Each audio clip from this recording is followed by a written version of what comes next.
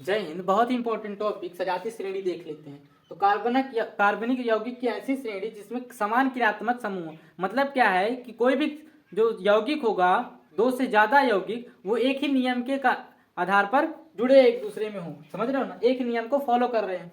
जैसे देखो यहाँ पे हमको तीन पढ़ने, एल्केन, एल्कीन और एल्काइन। तो देखो ये एल्केन का है, यहाँ पे कार्बन एक है तो हाइड्रोजन चार है, और यहाँ पे दुई कार्बन है तो हाइड्रोजन छह हो गए। इसका मतलब क्या है कि अगर हम एक कार्बन में दुई से गुणा करा के दुई जोड़ दे तो चार हाइड्रोजन आएगा। उसी प्रकार दुई कार्बन है तो दुई में अगर दुई का हम गुणा करा के दुई जोड़ दें तो कितने हाइड्रोजन आएगा? छह हाइड्रोजन। इसका मतलब क्या है, ये इस नियम से बंधे हुए हैं।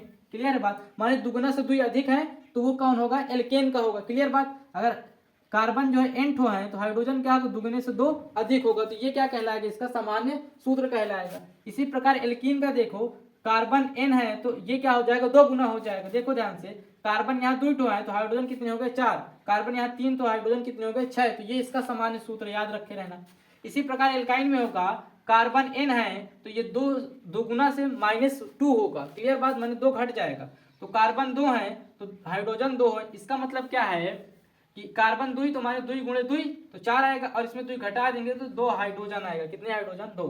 तीन कार्बन है तो तीन में दुई से गुणा करा देंगे, माइनस दुई कर देंगे, तीन दून छः माइनस चार, चार हाइड्रोजन आ गए। तो ये इस नियम को फॉलो कर रहे हैं। तो ये किस श्रेणी के होंगे? एल्काइन श्रेणी के होंगे। इन्हीं को हम कहेंगे सजातीय श्रेणी। अब ध्यान रखे रहना, एल्केन के बीच में एक बॉन्ड होता है और एल्काइन के बीच में डबल बॉन्ड होता है। तो एक बॉन्ड होने के कारण ये एक कार्बन से भी यौगिक बना लेते हैं, लेकिन डबल बॉन्ड कार्बन कार्बन के बीच में डबल बॉन्ड कहाँ से आएगा?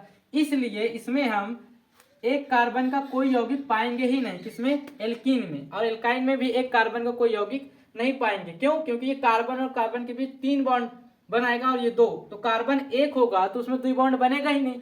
क्लियर बात? इसलिए इसमें ये एक कार्बन वाले कोई यौगिक नहीं होगा। क्लियर बात? अब दो सजातीय श्रेणी के यौगिकों के बीच CH2 का अंतर होता है। मतलब क्या है, हमने यहाँ एक कार्बन लिया, एक कार्बन से दो कार्बन किया, जबकि एक कार्बन से दो कार्बन किया तो एक कार्बन हमने लिया, हाइड्रोजन कितना बढ़ा? दुई। चार था दुई हो गया, ठीक है, छह हो गया तो दुई बढ़ा ना, CH2 यहाँ आया। दुई कार्बन था, तीन लिया तो एक बढ़ाया, और हाइड्रोजन कितने बढ़ गए? दो, CH2। दो कार्बन थे, तीन किया तो कार्बन एक बढ़ा, हाइड्रोजन कितने बढ़े? दो।